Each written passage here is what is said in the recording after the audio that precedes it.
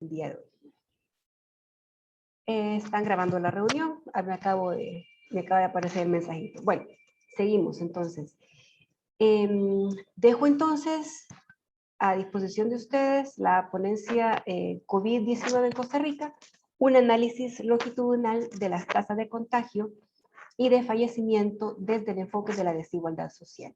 Y nos acompañan para ello Anthony García Marín, Raúl García Fernández, de la Universidad de Educación a Distancia de Costa Rica. Bienvenidos, colegas. Adelante, el micrófono es de ustedes. Muchas gracias, Carolina.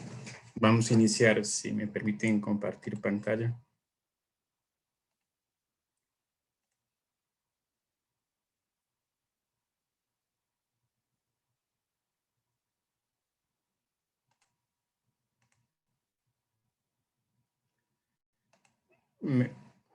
¿Pueden habilitar la función de compartir pantalla, por favor?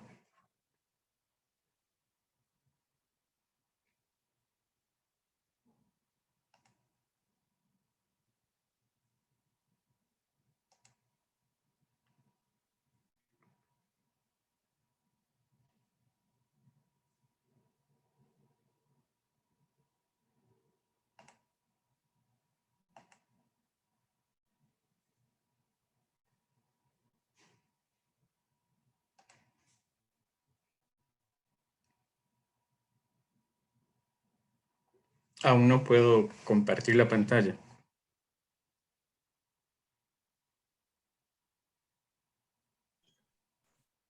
Los compañeros de IEPRODES creo que son los que están como administradores. Vamos a checar. Ya se habilitó ya se habilitó. Revise nuevamente.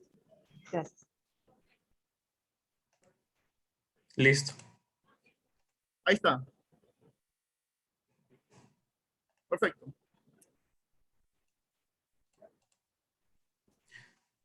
Listo. Bueno, primero que nada, buenas tardes. Muchas gracias por aceptarnos acá con esta ponencia. Somos mi compañero Raúl García, ¿no? Y Anthony García. En este caso, trabajamos en el Centro Agenda Joven de la Universidad Estatal a Distancia de Costa Rica. Estamos haciendo una investigación sobre lo que es el COVID-19 en Costa Rica. Y en esta ponencia presentamos un estudio sobre un análisis longitudinal de las tasas de contagio y fallecimiento desde el enfoque de la desigualdad social.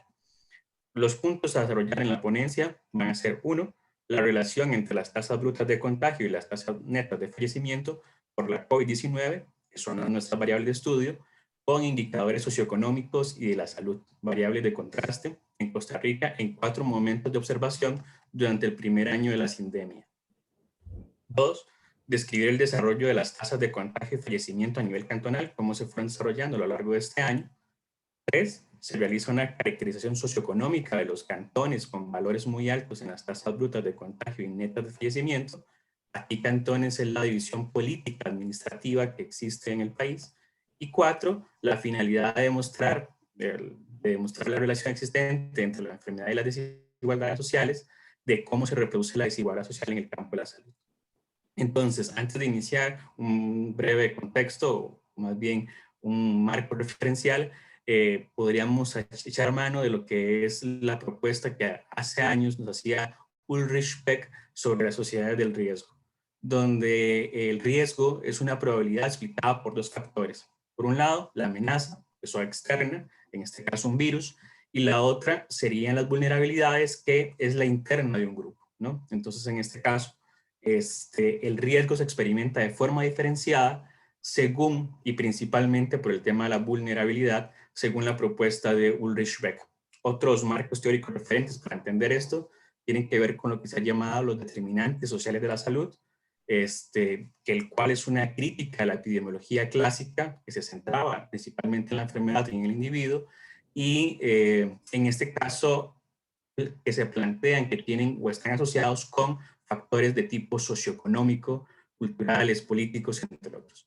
Entonces va más allá de los factores de riesgo de la salud, como la edad, la hipertensión, la diabetes. Esto es muy importante porque el discurso biomédico en atención a la sindemia fue principalmente desde centralidad del discurso biomédico en los factores de riesgo de la salud propiamente dichos. Ahora, nosotros planteamos desde la desigualdad social. Un referente centroamericano y latinoamericano en el tema es lo que ha venido trabajando el doctor Juan Pablo Pérez Sainz, con más de 30 años de trayectoria.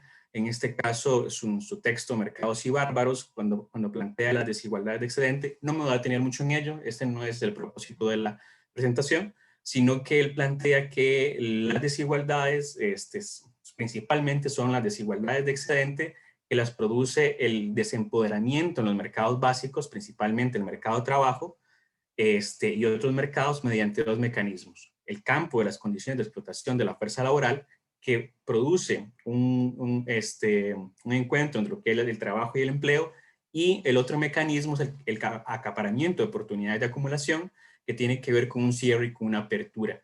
Pero acá, esta pregunta que plantea Norberto Bobbio cuando se acerca a la desigualdad de qué hay, desigualdad entre quiénes, el entre quiénes no solamente es en individuos, sino entre pares categóricos y clases sociales. Entonces, en nuestro trabajo, partimos de este gran trabajo que hacen los autores para rescatar la desigualdad entre quienes se está dando, entre estas vulnerabilidades, no solamente son entre individuos, sino principalmente pares categóricos y clases sociales, y ese desempoderamiento en los mercados ha producido estas vulnerabilidades que Ulrich Beck nos estaba señalando anteriormente.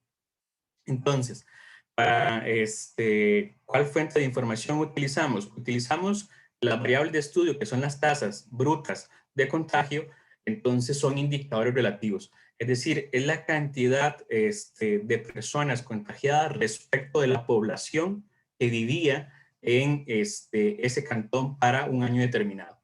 Entonces no son los datos absolutos, sino que son tasas o indicadores relativos. Construimos una tasa a nivel cantonal. En Costa Rica existen 82 cantones y entonces tomamos la información y calculamos la población de cada uno de esos 82 cantones con proyecciones nacionales y tomamos en cuenta el contagio que había en 4 momentos distintos para correlacionarlo con indicadores socioeconómicos. El Ministerio de Salud es el que tiene la información de estas tasas brutas de contagio y las tasas netas de fallecimiento. Neto quiere decir que se compara con el contagio, los fallecidos respecto de los contagiados en cada uno de los cantones. Las variables de contraste utilizamos instituciones como lo que es la participación política con el Tribunal Supremo de Elecciones, el Seguro Social para tener tasas de diabetes, de hipertensión, que están asociadas con el tema de fallecimiento, tasas de delito contra el patrimonio, entre otras. De ese procesamiento se crearon diferentes indicadores relativos como la densidad poblacional, es decir, cuántos habitantes por kilómetro cuadrado, la participación política, el índice de desarrollo social, trabajadores por empresa, entre otros. Entonces queríamos ver de esta serie de indicadores, que son más de 30, cuáles se relacionaban con las tasas brutas de contagio y las tasas netas de fallecimiento. Entonces, aquí, importante que estos indicadores nos muestran a su vez unos diferenciadores sociales. ¿A qué nos referimos con esto? Que la diferenciación social, como lo plantea Harold Kerbo, es la base para entender la desigualdad social. Acá tenemos, voy a poner el apuntador, tenemos uno de los distritos de la región central del país y tenemos uno donde este es el que tenía la mayor tasa de contagio y esta es la que tenía la menor tasa de contagio. Entonces, para que comparemos, de cada 100 personas para octubre de 2020, 6 aproximadamente se habían contagiado en el distrito de Pavas, mientras que en el distrito del General ni siquiera llegaba al 0,05%.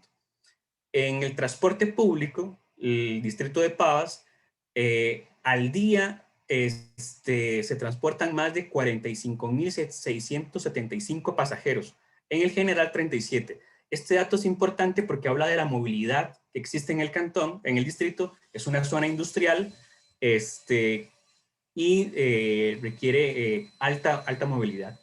Los trabajadores por empresa, mientras que en Pavas hay 37 trabajadores por empresa, en el general apenas 9. Y así, entre otros datos que uno podría decir, como por ejemplo, la tasa de fallecimiento, la tasa de delitos contra la vida, los homicidios, el porcentaje de asistencia a la escuela, entre otros. Los datos a nivel cantonal reflejan lo siguiente. Lo primero que hicimos fue hacer una curva de contagios según la semana epidemiológica para observar puntos de inflexión, es decir, cuando hay un crecimiento o cuando se reporta un decrecimiento. Estos puntos de inflexión nos permitirían entender el contagio y los fallecimientos de forma longitudinal. Entonces, aquí en lo que es en el 6 de julio del 2020, se registraría el primer punto de inflexión. Para octubre tendríamos el segundo punto de inflexión. Como tercer punto tendríamos al 6 de enero y como último punto 6 de marzo, que aquí es que coincide con la tercera ola y esto viene en aumento en este momento, ¿no? Entonces, estos 4 puntos de observación a partir del comportamiento de los datos con puntos de inflexión es que se seleccionaron estos puntos para observar y hacer las comparaciones. Entonces, tomamos los diferentes indicadores y hicimos correlaciones estadísticas para determinar cuál era la correlación entre las tasas de contagio y fallecimiento entre los indicadores, ¿no? Entonces, como ustedes pueden ver acá, respecto del tema de las tasas brutas de contagio, podemos observar lo siguiente, que la densidad poblacional, de hecho, todas estas tienen correlación estadística significativa entre la tasa de contagio, bruta de contagio y el indicador. ¿Qué es una correlación estadísticamente significativa? A mayor frecuencia de una variable es mayor la tasa de contagio para un cantón, para los cantones, perdón, en el punto de observación.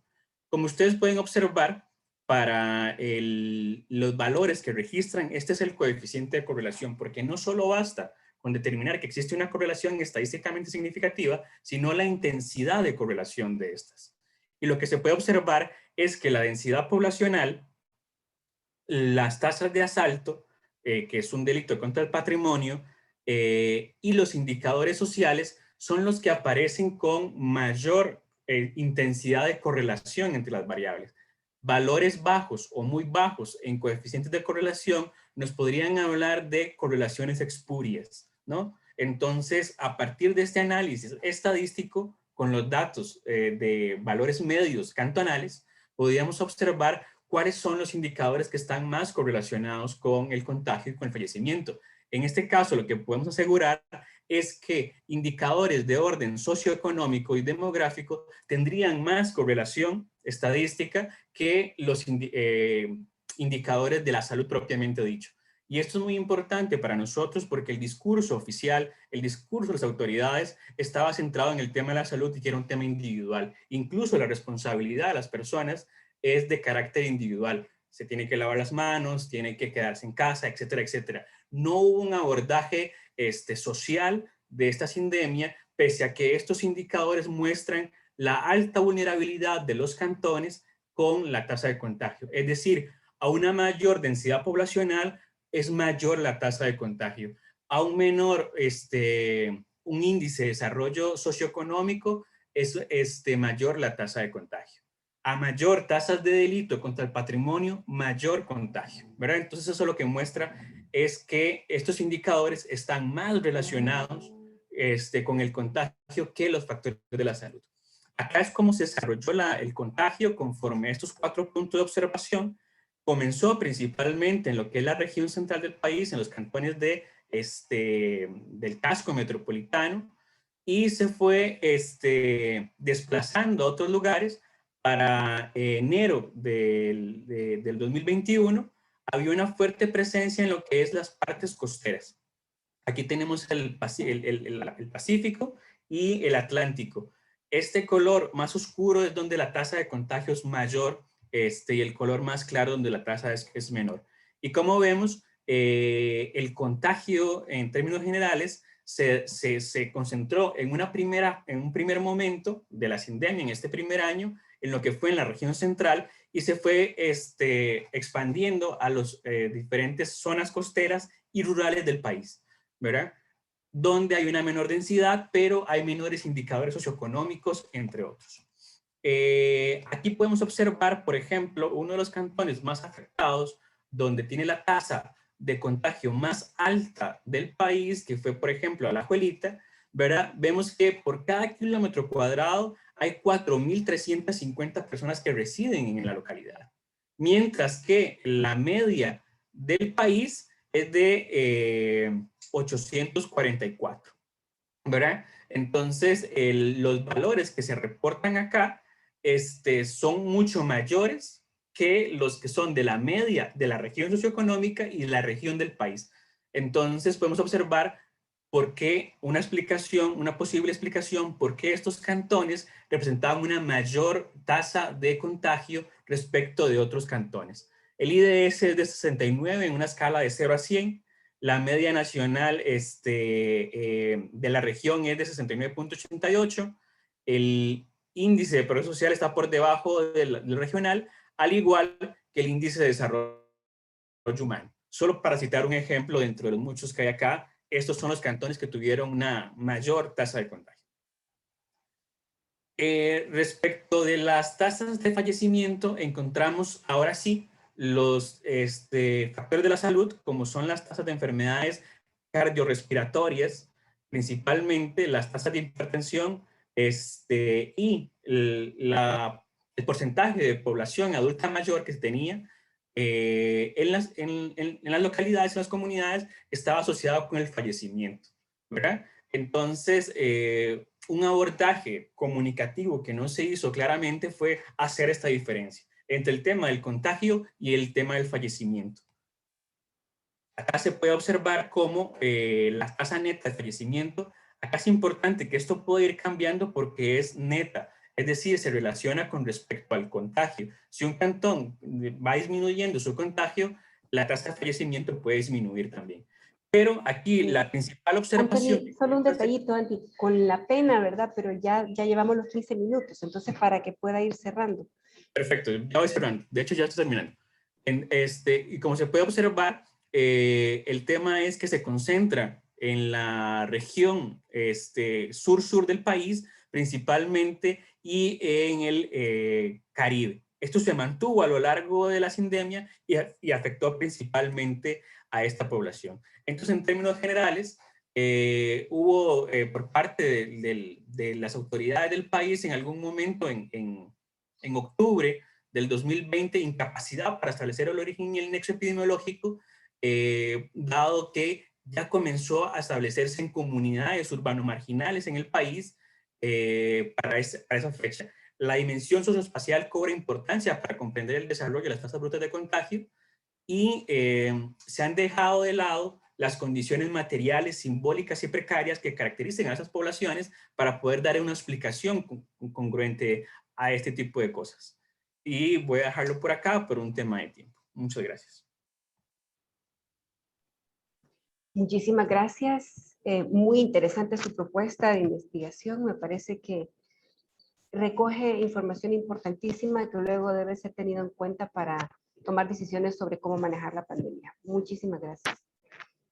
Presentamos ahora al maestro Blas Enrique Barahona Mejía, de la UNA de Honduras, con la ponencia sobre educación en Honduras en el contexto de la pandemia del COVID-19, entre la desigualdad y la exclusión educativa. Adelante, maestro. Bien, buenas tardes todos, todas, compañeros, compañeras. Gracias por este espacio y a la comisión organizadora por permitirnos también poder participar y poder dar a conocer la situación de la educación en Honduras. Voy a compartir una presentación.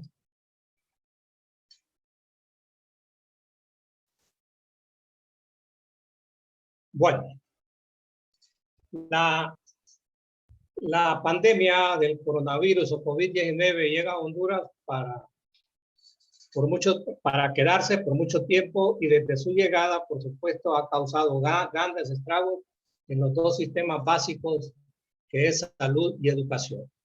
Estos dos sistemas han sido los más afectados porque esto también tiene que ver con todas las políticas y los procesos de privatización dentro del modelo neoliberal, donde se fueron privatizando servicios de salud, los servicios de educación, y hoy que llega la pandemia, pues ha encontrado un sistema debilitado, donde el Estado no ha invertido en infraestructura, ni en tecnología, ni en material didáctico. Esto no solo ha causado problemas sanitarios, la pandemia no solo ha provocado problemas sanitarios, sino que también ha venido modificando nuestro comportamiento, nuestras relaciones sociales y nuestros estilos de vida. En Honduras, a partir del 2006, la matrícula de educación básica que corresponde a 9 años era de 1.400.000 estudiantes. En el 2020, esa tasa se incrementa a 2.200.000. Ha tenido un incremento leve de 800.000 estudiantes en un término de 14 años, nada más.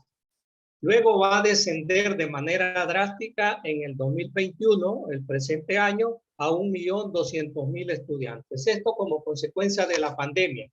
Estudiantes que se han retirado de las clases del sistema educativo porque no tienen las capacidades económicas ni problemas para conexión, no tienen internet, acceso a internet y a la tecnología, entonces se ven obligados a retirarse de la educación.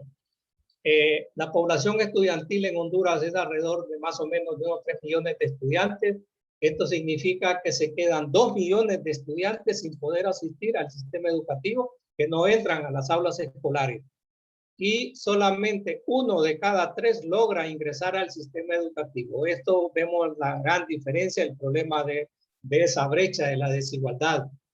Esta exclusión se ha ido agravando más como efecto de la pandemia y por la falta de acceso a la tecnología, a la conectividad, y los más afectados, por supuesto, son los que estudian en las zonas rurales, donde hay un problema mayor por la conexión, que no existe la conexión o las señales de los sistemas de internet es muy precario. El presupuesto en salud, en educación se ha venido contrayendo, se ha venido disminuyendo de manera drástica en los últimos años, desde la década del 90. Sin embargo, las partidas presupuestarias para defensa y seguridad se han venido incrementando de manera vertiginosa, mientras el presupuesto de educación ha ido disminuyendo.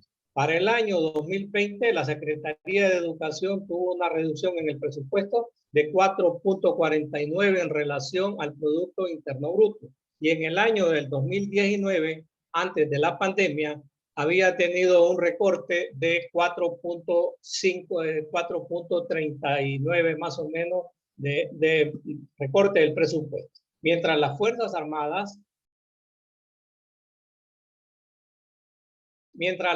Armadas y a la Policía Militar del Orden Público se le incrementó el presupuesto en un 39.6%, casi en un 40%, mientras a educación se le redujo en más del 9%. Vemos que al sistema, al gobierno como tal, no le interesa el problema de la educación ni de la salud, sino el problema de la seguridad, el problema de cómo seguirlo sosteniendo en el poder para seguir en el problema de la corrupción. Antes de la llegada de la pandemia al país, el sistema educativo hondureño ya estaba en crisis. La pandemia lo que vino a hacer fue a dejar al descubierto esta crisis que había y la sacó a flote, igual que en el sistema de salud. Entonces, el Estado no ha invertido durante todos estos años en la infraestructura escolar, en equipar material didáctico, en proveer de tecnología a los centros educativos o en ampliar la cobertura tanto escolar como la cobertura en informática o en internet. No se amplió la cobertura digital y de informática. Esto ha generado una brecha tecnológica entre los centros públicos y privados, pero también entre las ciudades y las zonas rurales por el acceso a la tecnología, al internet y a la información. En la zona rural es donde más problemas hay, mayor deserción y mayor problemas de comunicación, porque no existen los medios o las capacidades económicas ni los medios tecnológicos para poderse conectar al sistema virtual de la educación. Con la llegada de la pandemia, el gobierno va a cerrar los centros educativos, se decreta un confinamiento desde marzo del 2020 y se traslada la educación a la modalidad virtual sin tener ni la capacidad ni la experiencia, mucho menos la capacitación en el manejo de la tecnología y de la virtualidad. En este contexto, entonces, aquí los maestros han jugado un papel muy importante y también el maestro ha venido realizando una tercerización de su trabajo, ha trasladado el trabajo a su casa, a su hogar, no hay horario, no existe un horario determinado. Además, el maestro está proveyendo sus propias herramientas de trabajo, sus propios instrumentos de trabajo. Esto significa que el maestro tiene que no solo proveer eso, sino que ha aumentado el consumo de la energía, ha tenido que ir a las casas comerciales a endeudarse para adquirir la computadora o el teléfono, o ampliar la banda ancha de internet para que tenga mayor capacidad, y por desgracia le vienen pagando cada 2 meses, le retrasan el salario, y esto también es un problema de precariedad laboral para el docente. Pero también los estudiantes tienen una situación muy crítica, sobre todo los estudiantes de escasos recursos, de familias de escasos recursos, que no pueden ni conectarse o no pueden adquirir las herramientas tecnológicas y se ven obligados a abandonar, a desertar del sistema educativo porque no tienen ni las condiciones tecnológicas ni las condiciones económicas para adquirir la tecnología y conectarse. La mitad de la población estudiantil, que es de unos 2.9 millones, cerca de 3 millones de estudiantes matriculados, no asisten a las clases, ¿no? Se quedan fuera del sistema educativo, sobre todo a partir de 2020 y 2021. Esta crisis del sistema educativo nacional, como hemos dicho, ya estaba en crisis cuando llega la pandemia, y la pandemia lo que vino fue sacar a flote esa crisis que ahí existía. Existe una baja cobertura, las desigualdades y la exclusión social de las que son víctimas los y las jóvenes en edad escolar, sobre todo en los primeros grados, en los primeros años. Y acá podemos ver el comportamiento de la matrícula o de la cobertura a nivel nacional y el nivel de deserción. En el 2016, en el sistema educativo había una población matriculada de 2.032.000 estudiantes. En el 2017 tuvo una leve reducción de 2.028.000 estudiantes, y en el 2018 pues se redujo más todavía a 1.996.000, y en el 19 igual se mantuvo casi la misma cifra, y en el 2020 va a tener un repunte, se va a incrementar a 2.200.000 estudiantes, y en el año presente, en el presente año del 21, pues ha tenido una caída drástica la cobertura escolar, reduciéndose a 1.200.000 estudiantes. Casi la mitad de lo que había en el año pasado, en el 2020.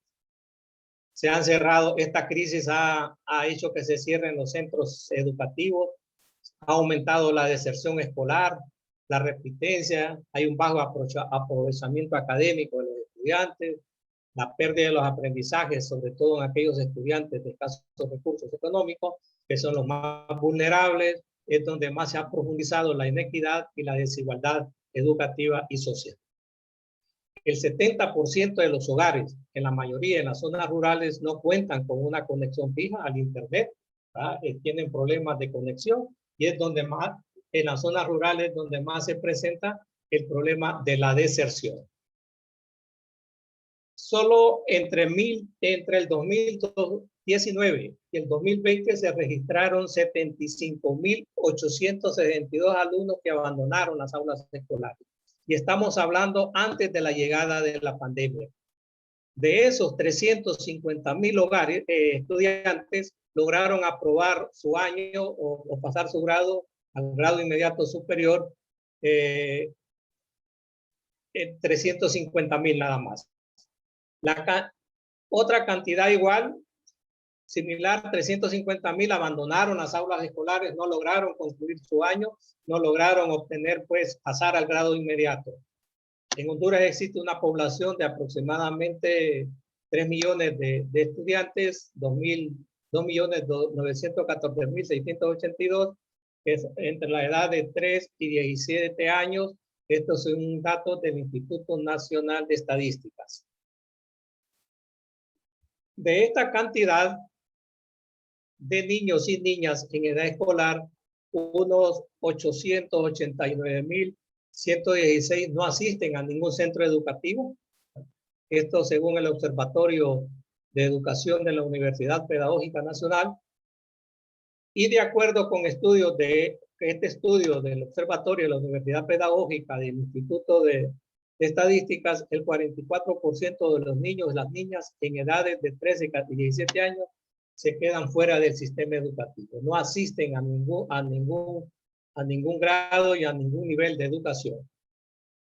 Para finales del 2019, se estimó que el 2.9 millones de menores hondureños de 13 y 17 años, es decir, unos 900.000, estaban fuera del sistema educativo, no asistían a la educación. Y más de la mitad de esos estudiantes, 1.4 millones, principalmente el sector público, habían mantenido una actividad educativa a distancia, mientras 4 millones de los se han quedado al margen del sistema educativo. El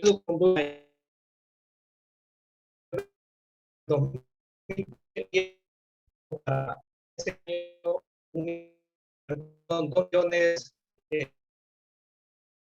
familias. En el mismo año del 2020 había el sistema educativo la mitad se había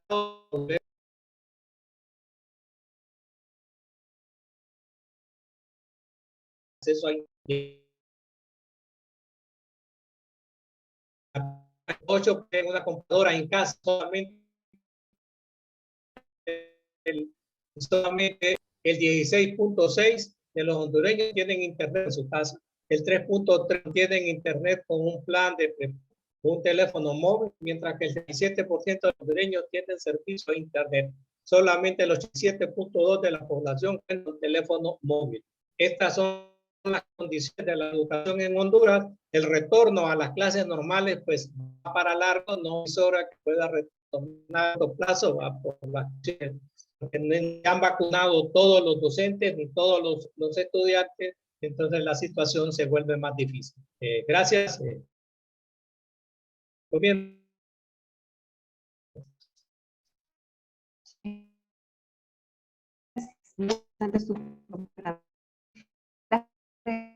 Estado de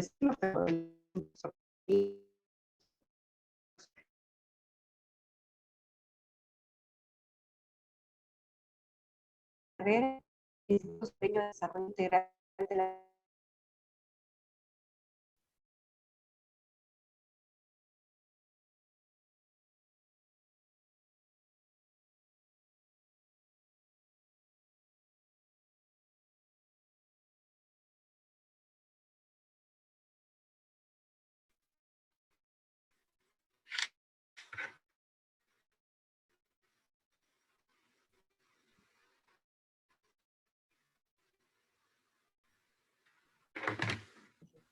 Ok, ¿nos escuchan? Se está quedando sin carga. Estoy quedando sin carga. En mi pantalla. Sí, su pantalla se puede ver. Excelente. Muchas gracias. La pantalla se Bueno. ve y se oye muy bien. Excelente, gracias.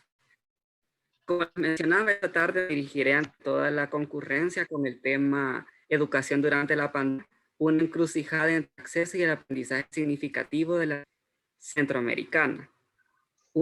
Parte de los contenidos que vamos a analizar en el transcurso de esta ponencia son la garantía del derecho a la educación de las niñas durante la pandemia en Centroamérica, las respuestas de los sistemas educativos para la continuidad educativa de la pandemia, el aprendizaje significativo de la niñez, áreas de oportunidad y apuestas para los sistemas educativos centroamericanos de cara a la pospandemia, parte de la metodología de este estudio y algunas consideraciones. Inicialmente, plantear en qué consiste el derecho a la educación en el marco de la pandemia, tanto en Centroamérica como en todo el mundo. Primero hay que partir de que el derecho a la educación debe de promover inicialmente espacios seguros de participación y misión, potenciando el desarrollo social de la niñez y donde todo cuanto se decide, implemente y refuerce sea bajo la garantía del interés superior de la niñez, y esto con relación a lo que plantea la Convención sobre los Derechos del Niño en el artículo 2, 3, 6 y 2. Garantizar un derecho a la educación de calidad no significa tener una gran cobertura. No vamos a confundir cobertura con calidad educativa, porque se podría pensar de que entre más niños tienen acceso a las plataformas digitales, en ese caso se está garantizando una calidad educativa. Entonces, por eso vamos a analizar algunas ideas al respecto. Entre estas, algunas otras características que plantea la UNESCO con respecto al derecho a la educación. Entre estas es de que este derecho debe de comprender la asequibilidad, accesibilidad, aceptabilidad y adaptabilidad. No basta con la cobertura, como les mencioné, sino que en un principio necesitan la persona tener espacios disponibles, tener el acceso y aceptabilidad. ¿A qué se refiere este punto? A que esos programas van a estar adaptados a la cultura, al contexto y al nivel de aprendizaje y de desarrollo de la niñez en la etapa en la que se encuentra. Entonces es importante tener esas primeras ideas para analizar cómo se garantizó este derecho durante la pandemia. Inicialmente planteamos que uno de los problemas que tuvimos en la garantía de este derecho fue la migración de las actividades educativas a una modalidad completamente virtual. Yo sé que en todo el bloque que se ha analizado y que falta por analizar de estas ponencias, la mayoría de colegas ha planteado las dificultades que ha llevado la virtualidad educativa y que, como también planteaba el colega anterior, aún no se vislumbra un espacio de seguridad para esta continuidad educativa. Entonces, en este caso, mencionar algunas ideas importantes, por ejemplo, de lo que plantea la CEPAL, que plantea que la promoción de políticas de un acceso más igualitario a la tecnología tiene que comenzar por reconocer las diferentes dimensiones que estructuran las desigualdades sociales en la región y trabajar intencionalmente para revertirlas. Es de que la pandemia no vino a generar problemas nuevos, vino a acentuar aquellos que ya existían en el margen de las desigualdades. Planteábamos de que, por ejemplo, en los niveles básico y medio, y en inicial no se diga tampoco, la virtualidad no era parte de la normalidad educativa en comparación al nivel superior, que el nivel superior, tanto porque las políticas educativas a nivel superior son diferentes y también porque el nivel de asimilación y acompañamiento docente que se tiene en el nivel educativo superior es diferente al de los primeros niveles escolares, partimos de que esta fue la primera dificultad que tuvimos para una garantía real del derecho a la educación. Esa migración de intervenir la problemática educativa en Centroamérica, producto de la pandemia, debe ser un trabajo multidimensional. Esta es otra cosa. Ver el espectro educativo y la garantía de este derecho en Centroamérica no debe de hacerse divorciado de todas las desigualdades sociales que se vieron alrededor de este. Por ejemplo, las desigualdades. Todos estos elementos se combinaron para afectar el derecho a la educación. Otros elementos son los que plantea la Unión Internacional de Telecomunicaciones a finales del 2019, y esto es muy importante en la garantía del derecho a la educación, porque plantea que casi un 23% de la población de las Américas no contaba con acceso a Internet, y en algunos países esos números serían más del 70%. Eso fue para el 2019 y partimos que todo el escenario de migración a actividades completamente virtuales sucedió a partir de las medidas de distanciamiento que se dieron, si se puede decir, en marzo del 2020 en adelante.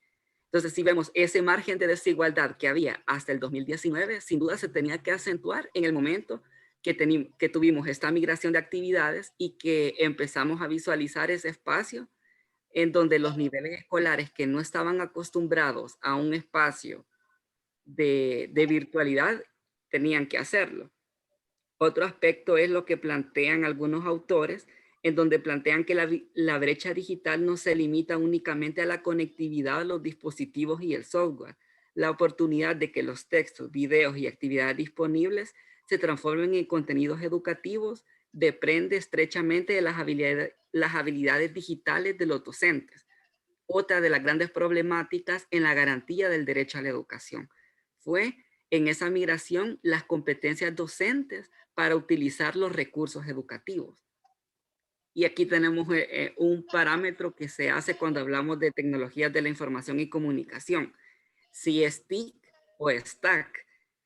Es TIC si únicamente hablamos de recursos, dispositivos y que estos no tienen ninguna funcionalidad que se oriente a un tono pedagógico.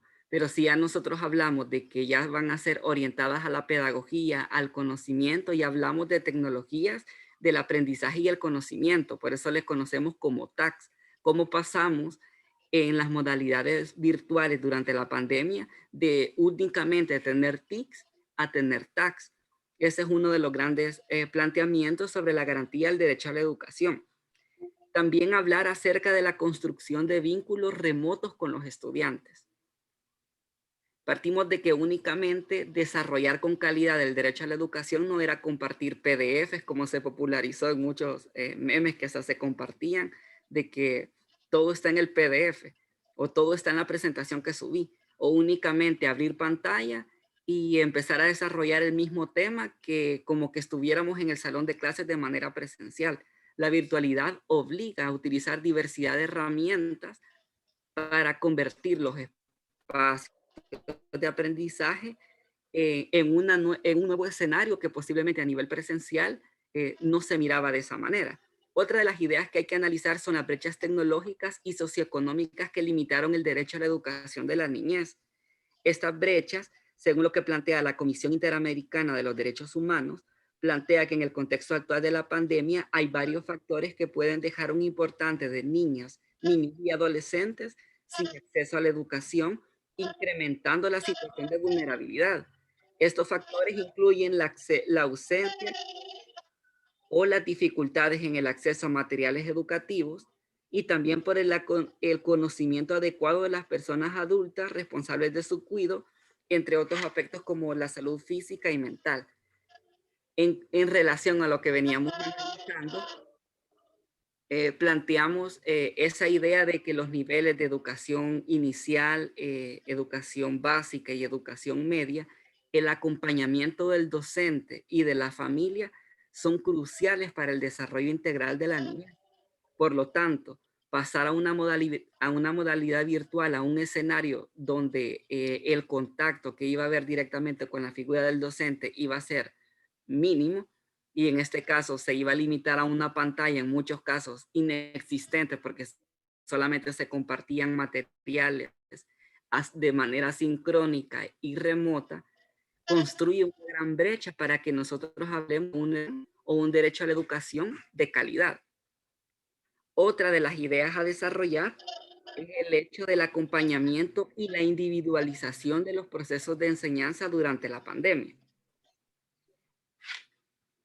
No basta con solamente desarrollar el tema de clases. Si se plantea, y esta idea se trae de la presencialidad, de que cuidar el aprendizaje de la niñez requiere tener en cuenta las inteligencias múltiples, los estilos de aprendizaje, la manera en que el estudiante aprende, la manera en que el estudiante se asocia con el contenido y lo considera significativo para aprenderlo y para aprenderlo. Entonces, en este caso son varias ideas que nos hacen pensar si el derecho a la educación durante la pandemia se garantizó de manera efectiva. También tenemos algunas de las respuestas de los sistemas educativos centroamericanos para la continuidad educativa de la niñez durante la pandemia. Según datos del Sistema de Información de Tendencias Educativas para América Latina, Guatemala, Belice, Honduras, El Salvador, Costa Rica y Panamá cerraron sus instituciones educativas por motivo de la pandemia, a excepción de Nicaragua, que las ha mantenido abiertas. Y analizando directamente el seguimiento que este sistema ha dado a esas tendencias educativas, podemos observar que en todos estos países la migración a actividades educativas en Internet fue el común denominador, en donde muchas de estas eran sincrónicas o asincrónicas o multimodales, como se conoce en algunos casos. Entre estas, cuando hablamos de multimodales, nos referimos a que no necesariamente había como una plataforma o un dispositivo como el que estamos utilizando para conectarse con los estudiantes. Entonces se sustituía por servicios de mensajería. Por ejemplo, el más común fue WhatsApp, Telegram o guías impresas en el caso de las zonas donde de verdad no había ningún acceso a Internet, radio y televisión. La mayor parte de países utilizan este bagaje de herramientas para dar continuidad. Pero aquí hay una pregunta. ¿Qué herramientas se emplean en estos sistemas educativos para los mensajes objetivos por las y los estudiantes? Y esta es una pregunta que queda abierta a partir de que este es un estudio exploratorio y momento, si bien documentan cuáles fueron las estrategias que se utilizan, no se ha documentado de qué manera monitorear estas estrategias son funcionales y si de verdad están garantizando un aprendizaje significativo en la niñez. Y aquí surgen aspectos importantes sobre el aprendizaje significativo. Suezan y Maradiaga plantean que a pesar de los esfuerzos que gobiernos en América Latina y el Caribe han realizado desde comienzos de la pandemia, nuevos datos de UNICEF plantean que 1/3 de todos los niños, niñas y adolescentes de la región aún no reciben educación de calidad a distancia. Por otra parte, UNICEF plantea que a un año de la pandemia, cerca de la mitad de los estudiantes del mundo se ven afectados por esta. Más de 100 millones de niños adicionales caerán por debajo del mínimo de la competencia de lectura. Y hablando de la calidad en el derecho a la educación, tenemos estas brechas que se están dando sobre que no se está dando una educación educativa a distancia de calidad, y por otra parte tenemos que las competencias mínimas que se tienen que alcanzar en los niveles básicos y medios para la niñez, como por ejemplo la lectura, por ejemplo las operaciones básicas en matemática, la construcción de hábitos de estudio, la autoestima, entre otras competencias que se ganan para los niveles consecuentes, no se están logrando. Y más de 100 millones de niños van a caer por debajo del nivel mínimo de estas competencias. Entonces, cabe señalar estos aspectos sobre la gran encrucijada que se tiene entre el acceso educativo y el aprendizaje significativo, porque como les digo, garantizar cobertura no es garantizar calidad en el derecho a la educación, ni mucho menos en el aprendizaje significativo. Miguel Ángel, nuevamente aquí el papel de la mala de la película, pero ya pasaron los 15 minutos, ya estamos por terminar los 15 minutos. Sí, está bien, ahorita termino. Entonces, sí, dos aspectos con los que me podría quedar acá en la ponencia, y que es la última presentación que se tiene, es de que hay que considerar dos aspectos importantes de cara a estas áreas de oportunidad para los sistemas centroamericanos y para la construcción de esta brecha. Primero, considerar la observación número 25 del Comité de los Derechos del Niño sobre la relación con el entorno digital, que esta se aprobó en el 2019 y que conviene analizarla de cara a todos estos aspectos sobre los derechos de la niñez en el entorno virtual. Y lo otro es la integridad de la Agenda 2030, ya que está en riesgo, ya que toda la métrica que se traía en estos años se ha visto afectada porque el nivel de desarrollo en este año que pasó, al visibilizar todas estas brechas con respecto a la calidad educativa, tienen que repensarse y reanalizarse si el desarrollo que se llevaba para la Agenda 2030 tiene que reevaluarse y qué métricas se van a desarrollar.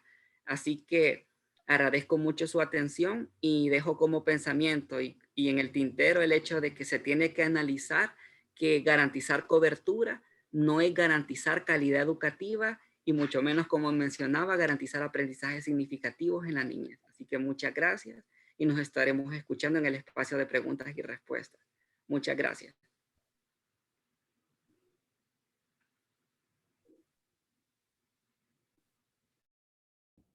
Muy bien, perfecto. Muchas gracias a la exposición recién presentada. También vamos a tomar en cuenta esta situación, como decía el compañero, para continuar con la parte en el espacio de preguntas y respuestas, para tener un poco mayor de espacio para poder dialogar sobre estos temas. En este momento vamos a solicitar la participación de la doctora Norma Azucena Flores Retana de la Universidad de El Salvador, de la Facultad Multidisciplinar Oriental, que nos va a hablar sobre la educación en línea en la educación superior, incidencia del COVID y la exacerbación de las brechas digitales. Doctora Azucena, ¿está ahí en línea? Ahí la vemos ya. Muy bien, queda usted. Sí, sí. Buenas tardes. ¿Sí se me escucha? Se le escucha perfectamente, doctora. Queda ahí. Muy bien. Muchísimas gracias. Buenas tardes a todas y todos los que están conectados a esta hora de la tarde para poder compartir la ponencia que voy a compartir en estos momentos.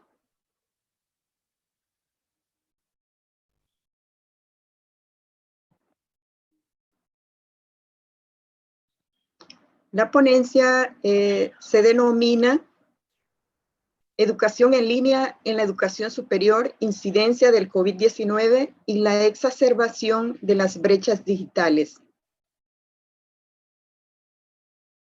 El propósito de este estudio fue hacer un análisis e interpretación del fenómeno educativo desde una perspectiva global local que permitiese identificar las principales limitaciones y necesidades que tiene el desarrollo de la oferta académica universitaria desde la modalidad virtual. Así también el limitado acceso a los recursos tecnológicos por parte del estudiantado, la falta de aplicación de herramientas digitales variadas y creación de entornos virtuales, como la necesidad de ampliar y fortalecer la profesionalización de la docencia universitaria en la educación virtual. Es decir, este estudio permitió develar estas realidades en el marco de la educación superior. La metodología de investigación fue de carácter mixto con énfasis cualitativo. El estudio fue descriptivo-interpretativo, el método utilizado fue el fenomenológico, la población fue el sector estudiantil de 4 departamentos de la zona oriental del país.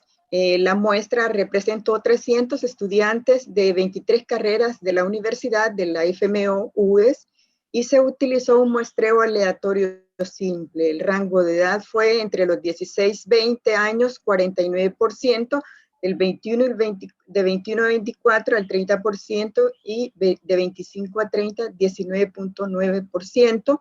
En los rangos entre mujeres estuvo determinado por 38.1% mujeres y el 61.7% hombres. La técnica aplicada fue la encuesta, el instrumento cuestionario, el cual se administró a través de la herramienta de Google Forms y el grupo de WhatsApp. Las categorías de análisis fueron las clases virtuales, caracterización, las ventajas de la modalidad de educación virtual, el uso y aplicación de herramientas digitales y el acceso y barreras tecnológicas en el estudiantado.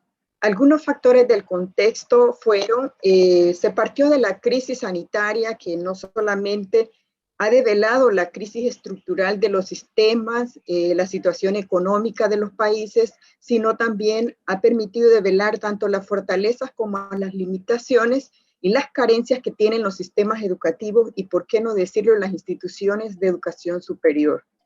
Asimismo, en elementos del contexto, planteamos algunas ideas que colocó CEPAL el 2020, aunque considera que se han hecho esfuerzos para promover el uso de los dispositivos digitales en materia educativa. Sin embargo, aún las instituciones reflejan las brechas en el acceso a las computadoras y el Internet en los hogares. Asimismo, los procesos de enseñanza y aprendizaje a distancia no están lo suficientemente organizados o estructurados para poder trabajar de manera eficiente esos aprendizajes remotos. De igual manera, CEPAL considera que existen disparidades en el acceso a los dispositivos digitales y la Internet en los contextos poblacionales, ya sea urbano o rural, la condición de sexo, De igual manera, en el dominio del idioma y las poblaciones con o sin discapacidad. Es decir, en esos sectores aún persisten las brechas digitales.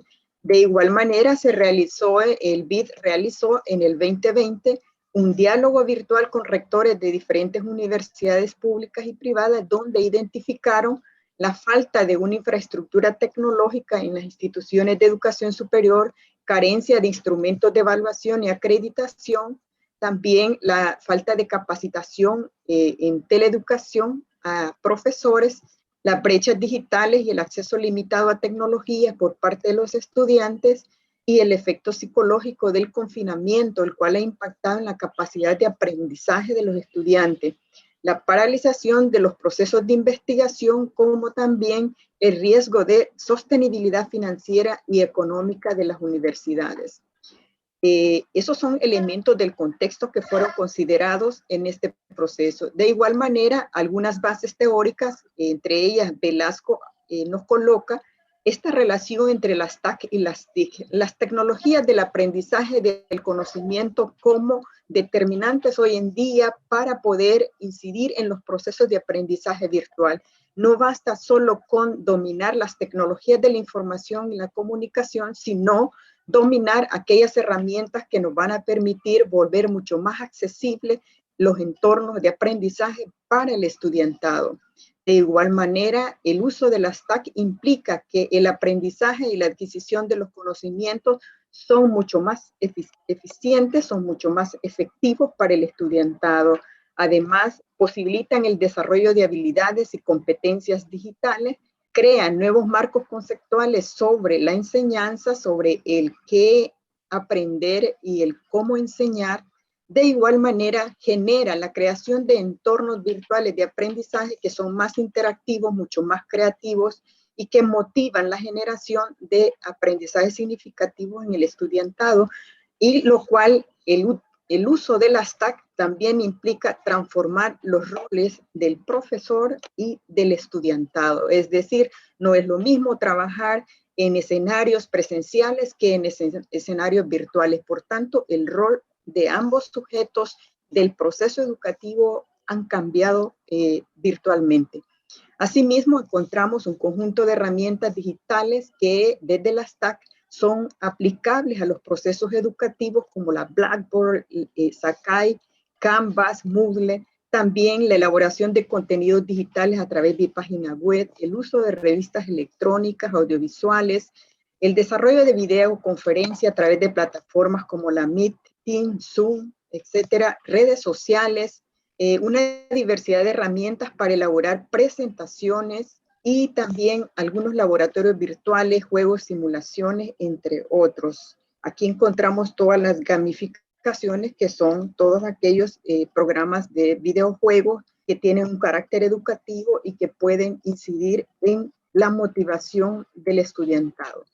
Asimismo, Salinas nos coloca en este plano de la virtualidad el cambio del rol de los docentes. Eso significa redefinir su tarea desde una perspectiva de acercarse más a las necesidades de aprendizaje del estudiantado, lo cual implica un cambio de actitud y el desarrollo de nuevas competencias y habilidades para trabajar en la virtualidad, como también el rol del estudiante. No se espera un rol pasivo del estudiante, sino un estudiante con capacidad para el autoaprendizaje, para la construcción de aprendizaje significativo, asumiendo una responsabilidad individual y colectiva por sus aprendizajes. Por lo tanto, se requiere de un cambio de actitud de ambos actores. A continuación, los resultados que se generaron de la investigación. Tenemos la categoría 1, que son las clases virtuales. La caracterización, el estudiantado nos dice que se han producido cambios drásticos en la manera de cómo se aprende, es decir, en la didáctica de aprender. Se produjeron adaptaciones y aplicaciones de nuevos métodos de aprendizaje. Las clases virtuales no tienen la misma efectividad que las presenciales. No hay métodos efectivos para el aprendizaje. Algunos docentes solo utilizan guías de trabajo o envían el material. En este plano institucional es importante, desde la caracterización de los procesos de educación virtual, Implica entonces el desarrollo de programas de formación continuada del personal docente en la modalidad de educación virtual para fortalecer áreas específicas relacionadas con el dominio de los métodos y estrategias, desarrollar trabajo colaborativo con el estudiante, hacer planificaciones didácticas aplicadas a entornos virtuales, trabajar variadas metodologías, desarrollar proyectos de investigación virtual o de campo, y el manejo de nuevas herramientas digitales que den las oportunidades al estudiante que de manera sostenida, continua y permanente reciba un servicio eficiente, una educación al servicio de las necesidades de aprendizaje formativo. Además, no podemos descuidar el tema de los sentimientos y emociones que los estudiantes han experimentado en este contexto de pandemia, y ellos plantean que el personal docente debe interesarse no solo por lo que piensa el estudiante, sino también por cómo se sienten, en qué condiciones trabajan. En ese sentido, los estudiantes consideran que han sufrido de estrés, el 62%, mucha preocupación, el 61%, la ansiedad, el 40%, y la presión, el 43%, y así sucesivamente. De igual manera, consideran que dentro de las metodologías y estrategias más utilizadas están relacionadas con la presentación de PowerPoint, el 100%, maestras y maestros que trabajan con guías de trabajo que representan el 75.1%, las reuniones virtuales el 54.4%, videoconferencias el 54.6%, y así sucesivamente. De igual manera, al respecto de la evaluación de los aprendizajes en entornos virtuales, es importante colocar que es necesario la renovación de los sistemas de evaluación. Hay que dejar de ser tradicional en su concepción y aplicación. Debe cambiar el rol que asume el profesor y el estudiante en la gestión de sus propios aprendizajes, como también debe de trabajarse en un diseño propio de evaluación a la luz de los nuevos paradigmas educativos, de una nueva epistemología y enfoques didácticos, pedagógicos, incluso desde la propia modalidad virtual. En la categoría 3, sobre ventajas que genera la modalidad de educación virtual al estudiantado, el estudiantado dice que le da seguridad personal, la comodidad del hogar, ahorro de dinero en comidas, pasajes, vivienda, no viajamos a la universidad, no madrugamos, estamos fuera de peligro del contagio, no compramos materiales, folletos, impresiones, tenemos más tiempo para hacer las tareas, no hay presión de grupo ni ruido que interfiera con las explicaciones, compartir con la familia y ayudar en casa. Es decir, hay muchas ventajas en esta modalidad. En la categoría 3, el uso y aplicación de herramientas digitales, mayormente se utiliza la Google Meet con el 74.6%, Google Classroom con el 71.6%, grupos de WhatsApp 71.1%, plataforma Zoom el 67.5% y correo electrónico el 59.4%. En la categoría 4, acceso a recursos y barreras tecnológicas, caída de la plataforma de trabajo por la mala señal, se reciben las clases por teléfono y es muy complicado, tenemos gastos económicos, no todos tenemos computadora para el aprendizaje, falta de energía eléctrica en algunas ocasiones, no hay recepción de tareas algunas veces, no hay comprensión docente, se cae el sistema en parciales largos y no da tiempo de contestar debido a que la señal es débil. Esas son las barreras colocadas por los estudiantes en cuanto al acceso de los recursos tecnológicos. Los recursos tecnológicos en un 83.6% y el Internet en un 63.2%. Computadoras, solo el 61.1% de los 360 estudiantes encuestados tiene una computadora en casa. Conclusiones y aportes a los que se llegaron en este estudio. Las condiciones actuales de la educación superior han cambiado drásticamente producto de la pandemia del COVID. Las instituciones de educación, en particular la Universidad de El Salvador, no estaba preparada para implementar la modalidad virtual masivamente. De ahí la necesidad de adaptarse muy rápidamente a los desafíos del nuevo contexto y enfrentar los retos que cada una de las carreras coloca al estudiantado y al personal docente en el manejo de las herramientas virtuales, el acceso y manejo de los recursos tecnológicos. El abordaje de la modalidad de educación virtual implica garantizar la pertinencia en el desarrollo de la oferta académica y propiciar el desarrollo de las capacidades, conocimientos, habilidades, actitudes, valores y comportamientos en el estudiantado en las diversas carreras, por lo que se hace necesario rediseñar los procesos de planificación educativa adaptados a las exigencias de los actuales aprendizajes, aplicación de nuevos métodos, metodologías y estrategias de evaluación novedosas aplicables a entornos virtuales de aprendizaje. Es imperativo intensificar el proceso de formación continuada y permanente para personal académico en la educación virtual, el manejo de los sistemas de información y comunicación y las tecnologías del aprendizaje y el conocimiento, y la apropiación de los conocimientos, desarrollo de habilidades, destrezas y actitudes que le faciliten el manejo de tecnologías y herramientas virtuales para el aprendizaje. Utilice metodologías activas que trasciendan de la mera exposición de contenido y cree entornos de aprendizaje creativos e interactivos para el estudiantado.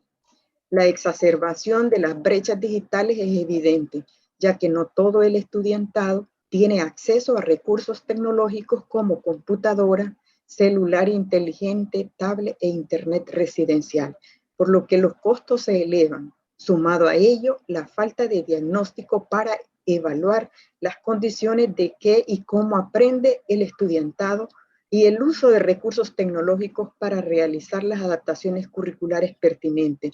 Por tanto, la Universidad de El Salvador deberá invertir en el diseño de soportes tecnológicos y mejorar su capacidad tecnológica para el personal docente y el estudiantado.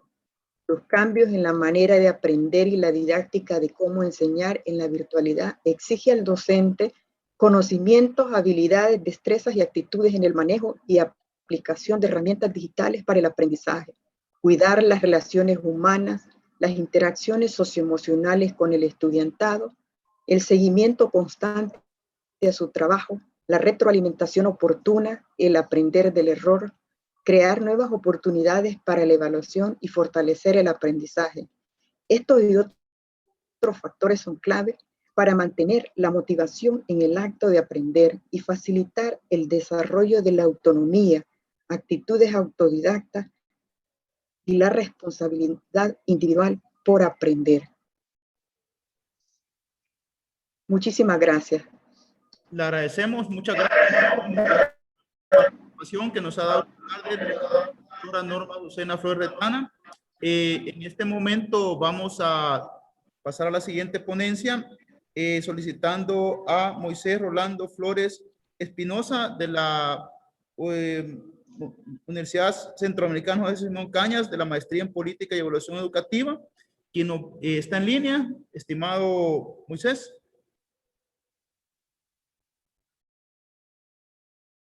¿Está Moisés en línea?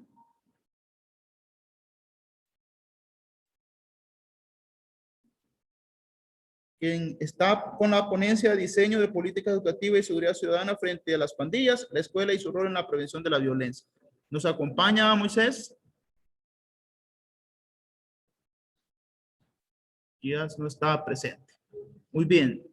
Si no está Moisés presente, vamos a la siguiente participación, que la tiene a cargo la maestra Briseida Barrantes Serrano del Colegio de Sociología y Ciencias Sociales de Panamá, a quienes nos va a plantear sobre una mirada de la desigualdad que expone el COVID en Panamá. Estimada amiga Briseida, está usted con el tiempo. Muchísimas gracias a todo el equipo organizador de este importante Congreso Centroamericano de Sociología. Creo que es fundamental que hagamos conciencia de que tenemos que estar, como decimos en Panamá, en las páginas amarillas, porque hay muchísima producción sociológica de todas las ciencias sociales y hay que visibilizarlo. Y muestra de ello es todo lo que ha estado ocurriendo desde el primer día. Y quiero felicitarles a cada una y cada uno de los aquí presentes y las aquí presentes. El tema que nos convoca en la tarde de hoy, una mirada a la desigualdad, ¿verdad?, que expone el COVID-19 en Panamá, es algo en el cual creo que cada uno de nosotros y nosotras estamos acostumbrados a ver, ¿verdad? Porque en Centroamérica, el signo, digamos, el síntoma más distintivo, todo el centro de las Américas, ¿verdad?, es la desigualdad en más de 50 millones de habitantes.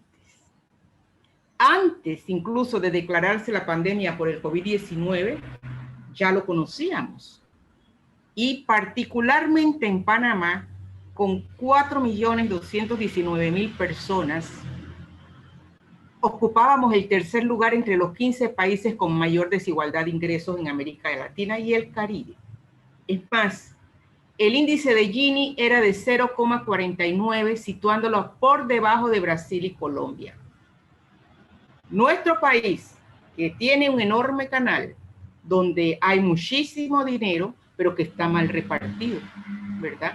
Desde antes del COVID-19, los servicios básicos no eran ni son universales para los millones de personas que habitamos este istmo, estimándose aproximadamente que el 23% de la población se sitúa en pobreza general y el 10.3% en indigencia. Los más altos índices de pobreza están en las comarcas indígenas. Nosotros tenemos 5 comarcas indígenas, cuya población cuenta con una esperanza de vida al nacer de 68 años con respecto a los 79 del resto. Pero previo a la propagación de la enfermedad del coronavirus, ya en este país, donde corre mucho dinero, ya se morían los niños y niñas indígenas por falta de atención en salud. Y hay algunos casos ocurridos en la comarca Nove Buglé, ¿verdad?, difundidos en los medios de comunicación nacionales. En 2019, antes de la pandemia, generando la indignación ciudadana en este país donde ningún niño o niña debe fallecer por esta causa, ni en ninguno de los otros países. Pero el COVID-19 llegó a Panamá, ¿verdad?, y ha sacado a la luz esas desigualdades que ya conocíamos, ¿verdad?, y que hay una característica de cómo llegó el COVID-19 a Panamá, a través de la transmisión de personas viajeras, de las personas que tenían un acceso, un poder adquisitivo, ¿verdad? Y fue en los lugares de clase alta, fundamentalmente, los principales. En un principio afectó a esas barrios, a los barrios de clase alta y media. Sin embargo, en poco tiempo se convirtió en una enfermedad que se fue extendiendo y asentando en las comunidades populares, donde viven personas asalariadas, trabajadoras, trabajadores, subempleados, cuentapropistas, desempleadas y desempleados, o sea, el sector menos favorecido.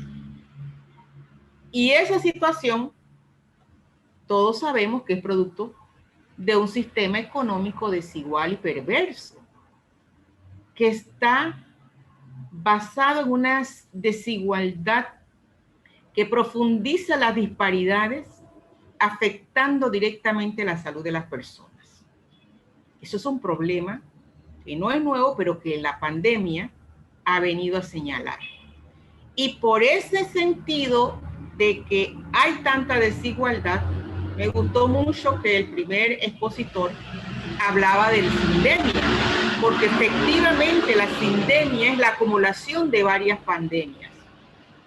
Y aquí se está demostrando que efectivamente eso es lo que hay. Y la propia Organización Mundial de la Salud ha señalado ese peligro que constituye la desigualdad de los diversos países en todo lo que significa el fomento de la salud y el control de las enfermedades, sobre todo las transmisibles, lo cual es un peligro común. Eso está establecido en múltiples documentos de la OMS, que no es una organización nueva y que ha avanzado un poco más en el reconocimiento de esos documentos y que hoy han tenido que sacarlo a la luz para recordarle a los gobiernos los compromisos que ya tenían, pero que no han cumplido. Por lo tanto, nosotros somos parte de la región más desigual del mundo, como muy bien lo ha señalado la CEPAL, y los efectos actuales de la pandemia del COVID-19 ha ampliado esa brecha de la desigualdad y sigue su curso de contagio en esos lugares masivos donde no existen esas condiciones mínimas de salubridad, reafirmándose que es en la estructura del sistema, de este sistema capitalista donde vivimos, que es la base de esas desigualdades, que están profundizando las complicaciones pandémicas. Es esta desigualdad social la base de las dificultades para poder implementar todas las buenas estrategias de control social que ha recomendado la OMS, que están tratando de aplicar los países, pero que es tan difícil de decirle a la gente, y durante todo el año pasado lo vimos, quédate en casa, lávate las manos, ¿verdad? Que es muy útil para una parte de la población en todas las posibilidades de ejecutarla, pero es inviable para una gran mayoría que no tiene las condiciones de cumplirla, tanto en las áreas urbanas como rurales e indígenas, o sea, en los lugares de difícil acceso, donde hoy no hay agua, ¿verdad? Donde hay aguaceros, inundaciones, no llegan las autoridades. Entonces, ¿cómo vamos a aplicar esa política? ¿Dónde está el desempleo? Entonces, se puede evidenciar las dificultades que tienen las comunidades para satisfacer sus necesidades básicas como el tema del agua o las viviendas espaciosas. Hay comunidades donde los lugares donde viven son mínimos, ¿no? Como la gente no puede salir al parque. Entonces, eso dificultó la aplicación de una situación de emergencia mundial, ¿verdad?, para una movilidad apropiada en la convivencia diaria. Esas limitaciones están en la falta de empleos dignos, estabilidad laboral, ausencia de seguridad social, entre otras, por mencionar algunas para no alargar esto, ¿verdad? Se demostró que los verdaderos diagnósticos no pueden ser martillados ni pueden ser arreglados para quedar bien en los informes de país. Porque a veces se estila mucho en decir lo bonito, pero no decir la problemática social que existe. Solo en el acceso a la salud del propio Estado panameño, a través de sus instancias técnicas, han reconocido que en Panamá, por ejemplo, el 8% de la población, que podemos decir que vive en hogares a los cuales el Ministerio de Economía y Finanzas y el Instituto Nacional de Estadística ya habían señalado que son multidimensionalmente pobres porque tienen carencias de acceso a los servicios de salud. Eso fue antes de la pandemia, que lo dijeron. Ahora se ha agravado más. Nuestro istmo panameño, por lo tanto, se caracteriza por tener muchas protestas. Aquí en Panamá protestamos constantemente. ¿Por qué?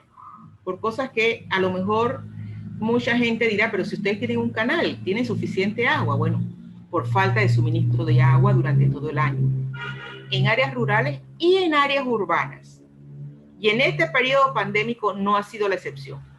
Más bien las exigencias se han redoblado ante la necesidad del lavado frecuente de las manos, lo que ha intensificado y exigido a las autoridades la importancia de tener agua potable en cada hogar, de cada persona, de cada familia en Panamá.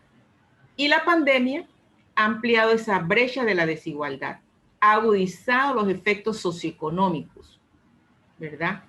Aunque ya eran conocidos, pero ahora ha salido a relucir. Por lo tanto, esos estudios que se han hecho por mucho tiempo en Panamá, nos acostumbramos a hacer muchos estudios para poder sustentar, ¿verdad?, presupuestos y demás. entonces han reflejado que los niveles de indigencia siempre se han concentrado en las áreas más desfavorecidas, fundamentalmente en las áreas comarcales. Hubo una encuesta de propósitos múltiples allá por el año 2015, ¿verdad? Donde ya la propia autoridad de finanzas del país señalaba que el 23% de la población panameña se encontraba en condición de pobreza general y aproximadamente el 10.3% en indigencia. Y al finalizar esa información, hacían comparaciones entre provincias y comarcas indígenas, ¿no? Cómo esa representatividad nos podría hacer la diferencia entre una provincia y una comarca. Por ejemplo, hay una provincia que se llama de Los Santos, donde el 2.5%, o lo equivalente aproximadamente a 2.682 personas, estaban en pobreza extrema. Y en la comarca Nove Buglé, que es la más grande y de mayor población indígena, el 67.8%, o sea, el 134.183 estaba en peor situación.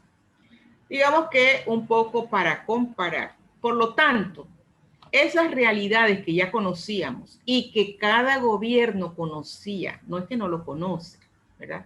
Se conocía antes y se comprometían en planes y programas para erradicar la pobreza, han quedado siempre en coyunturas gubernamentales electorales, sin ir a la raíz de las causas que son las que ocasionan este desequilibrio, esta desigualdad, que afecta mayoritariamente a los sectores que más lo necesitan, que están en situación de desfavorecimiento total.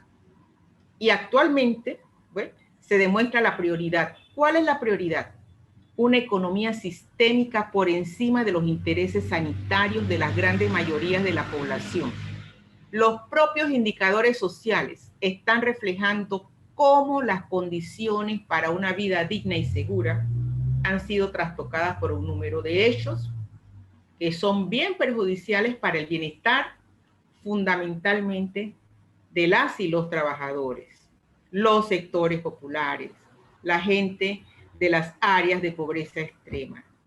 Se han acentuado las disparidades en la propia gente.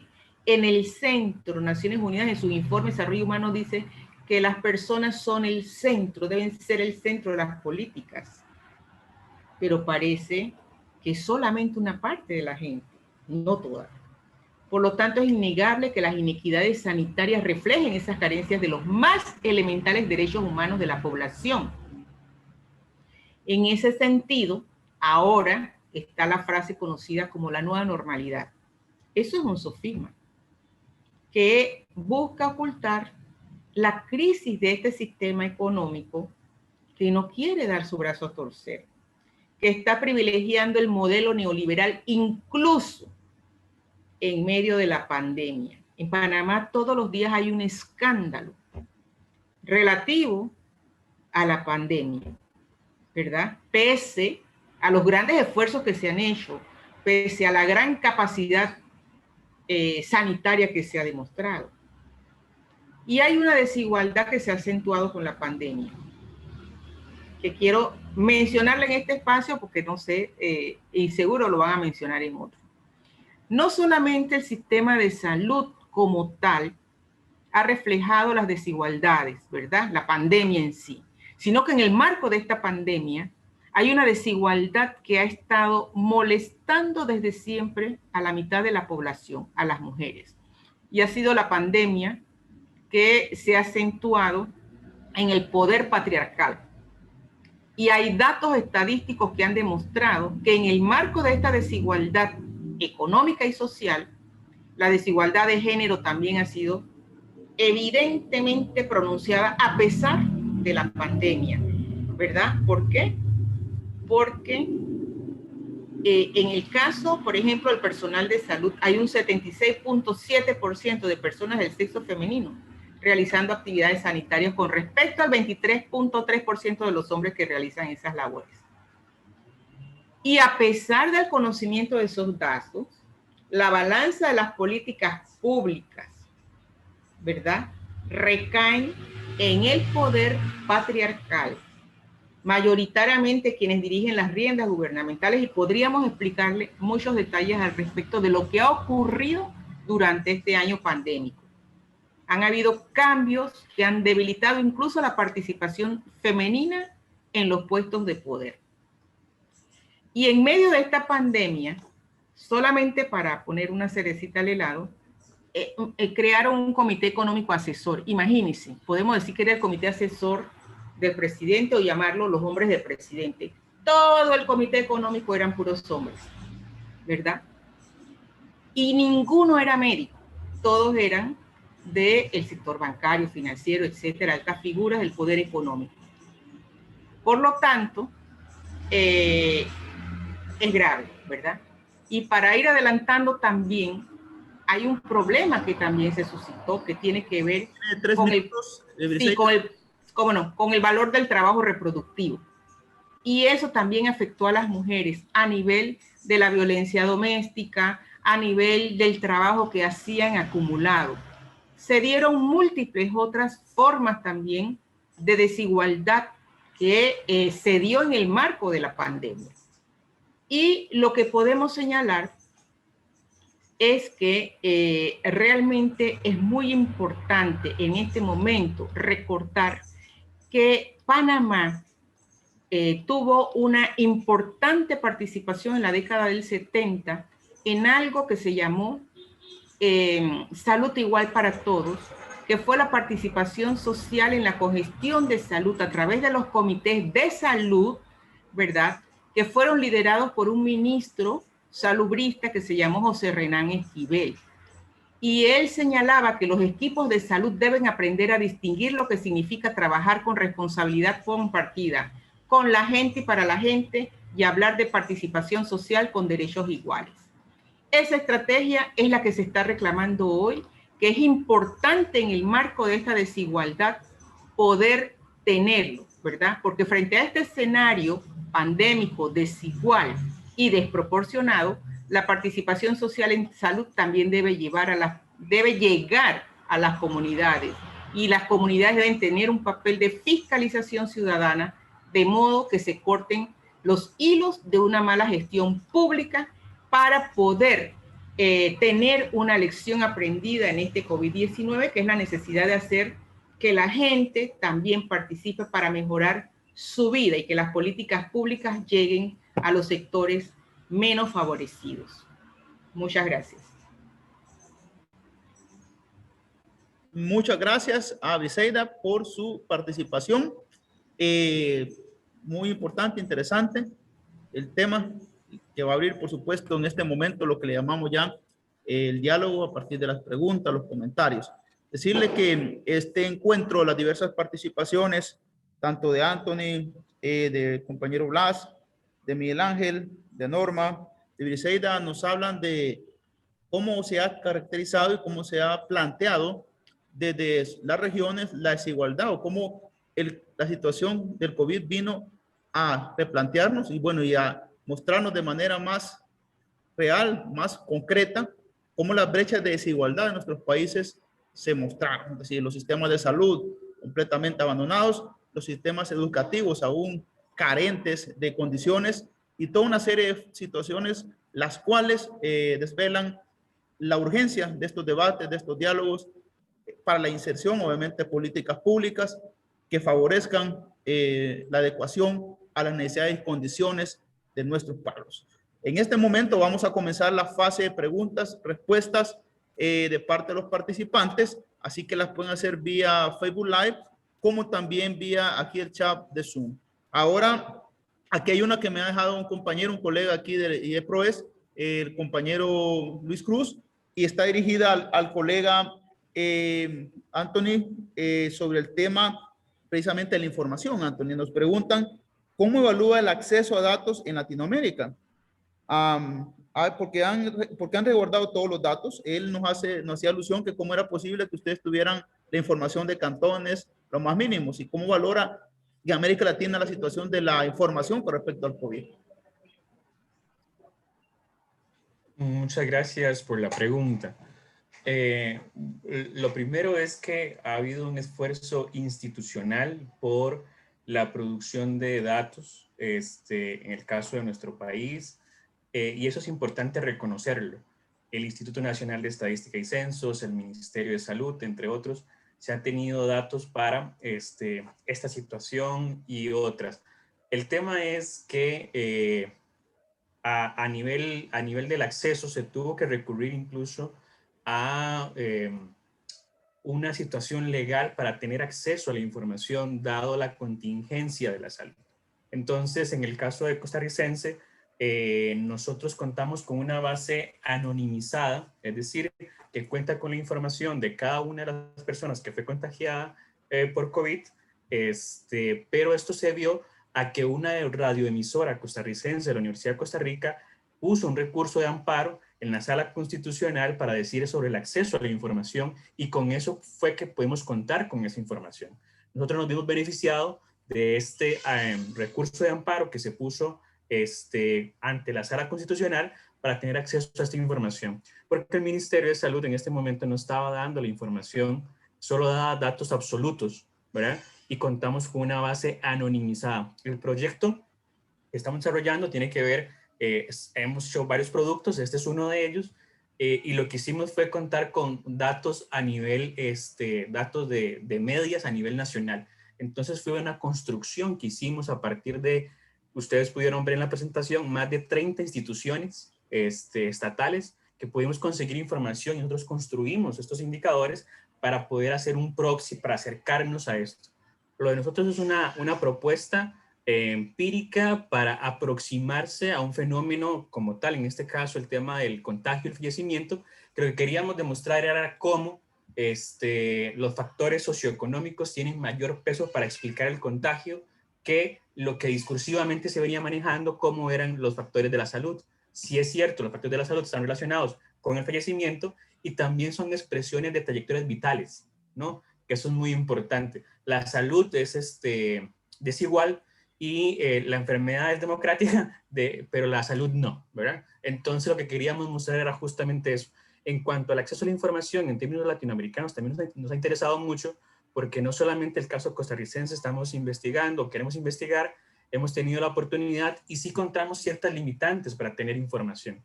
Por ejemplo, comparar la región nos es difícil, ¿verdad? Hay que rebuscar bastante información, conseguir con colegas de otros países para buscar la información, pero la información es limitada. En tiempo real, como se maneja en otras instancias, no lo tenemos. Es lento el proceso de acceso a la información, es limitado. Quisiéramos tener otro tipo de información, tenemos datos muy generales, no tan específicos, y yo lo que podría aportar sobre esa pregunta es justamente eso. Hay una limitante para hacerlo, pero la idea acá y la chamba, como decimos nosotros, es la imaginación sociológica. Cómo construir esos datos, a partir de esos datos construir información precisa para discutir un tema como este. Perfecto, muy bien, muy bien. Es una de las partes de la duda que hacía el colega sobre el tema precisamente de cómo se construyó la data, precisamente porque ha sido la región, hemos visto el problema de información, es decir, inclusive tan precisa que la tenía, pero sí hay una respuesta de parte del compañero Anthony con relación a la pregunta que se ha planteado. Por aquí también tengo una interrogante para Briseida con respecto a lo que es la desigualdad con respecto al COVID en Panamá. ¿Cuáles han sido los principales factores que han determinado esta desigualdad? Para el caso, estaba planteando el tema del género. ¿Cuál es la igualdad en cuanto a los sistemas de salud y la atención que tiene el personal con respecto a la pandemia? Gracias por la pregunta. Sí, la desigualdad desde la perspectiva de género, ¿verdad? Está en varias partes. A pesar de que hay un porcentaje mayoritario de profesionales de la salud del sexo femenino, en los puestos de poder de dirección, Ministerio de Salud, Caja de Seguro Social, direcciones intermedias, facultades de medicina, los puestos los tienen mayoritariamente el personal de salud masculino. Eso por un lado. Por el otro lado, en el marco de la pandemia, se acentuó la violencia hacia las mujeres. En el caso del femicidio, que es escandaloso, ¿verdad? En un país de 4 millones de habitantes, los datos han sido temerarios. El año pasado terminaron en 31 muertes por femicidio, reconocidas por el Ministerio Público. Y en este año van alrededor de 6 femicidios. Por lo tanto, y bueno, no digamos de las muertes por violencia en general, que son las que no han reconocido efectivamente como femicidios. Y además, fíjense ustedes, nada más para ponerle el año pasado, que cerró con 31 femicidios, tenía 5 tentativas de femicidio y 15 muertes violentas. Entre enero y abril de este año, porque el Ministerio Público al inicio del mes siguiente siempre pone los datos, ¿verdad? Entre enero y abril, 6 mujeres asesinadas, víctimas de femicidio, porque las reconocen como femicidio, porque tenemos la ley 82 que tiene el femicidio como un delito. Pero también se registró una tentativa de femicidio, 5 casos de mujeres asesinadas registradas como muertes violentas, porque mientras no es reconocida como femicidio, porque hay que hacer toda una investigación, lo ponen como muertes violentas, que no es más que los homicidios de personas del sexo femenino, que por cualquier juez o cualquier decisión legal no la reconocen como femicidio, ¿verdad? Entonces, y por el otro detalle, que antes que se me pase, el 2020 cerró con 15.123 denuncias en violencia doméstica. Y ahorita, hasta abril, hay alrededor de 7.212 denuncias por violencia. Entonces, esa es la parte que señalamos que afecta también la disparidad de género en salud, porque la violencia, además, es un problema que está visiblemente vinculado al área de la salud. Y a la pandemia, así. Y bueno, no quiero extenderme, pero también está el tema de las disparidades por razón, cuando se dieron todos los detalles para que uno saliera solamente un día las mujeres, un día los hombres, etcétera. También se vio la discriminación por razón de género. Un día salían las mujeres, otro los hombres. Pero hubo casos de denuncias públicas por las personas transexuales, ¿verdad? Que fueron visiblemente discriminadas. Entonces, hubo mucha discriminación, hay mucha discriminación que se ha notado visiblemente. Y las más perjudicadas en el mundo laboral fueron también las trabajadoras. Por lo tanto, el tema de la sindemia es esa pandemia social que tenemos en todos los casos y que este COVID-19 ha venido a sacar a la luz, a flote, imposible de ocultar. Muchas gracias, Briseida. Un tema de fondo y muy complejo en nuestras realidades.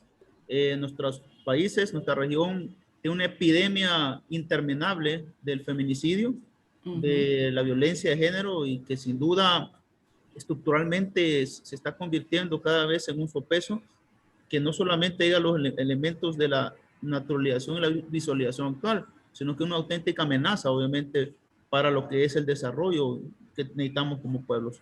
Es compleja la situación, igual nuestro país se encuentra pues, en ese contexto, cual los compañeros y compañeras de la región pues pueden ver esta cuestión, un reto obviamente para nosotros analizar, estudiar y establecer estos vínculos y estos contenidos que son relevantes. Gracias por la respuesta que también a la pregunta que me estaban planteando. Ahora también tenemos una pregunta para Norma con respecto a los resultados de su investigación y el planteamiento que nos ha hecho. Preguntan cuál es la estrategia o qué mecanismos se implementan como autoridad de la Universidad de El Salvador o qué se ha pensado en temas de cómo reducir, en este caso, esta brecha digital que se ha planteado como un reto post-pandemia, o en el tema de la pandemia y obviamente posterior. Muy bien, muchísimas gracias.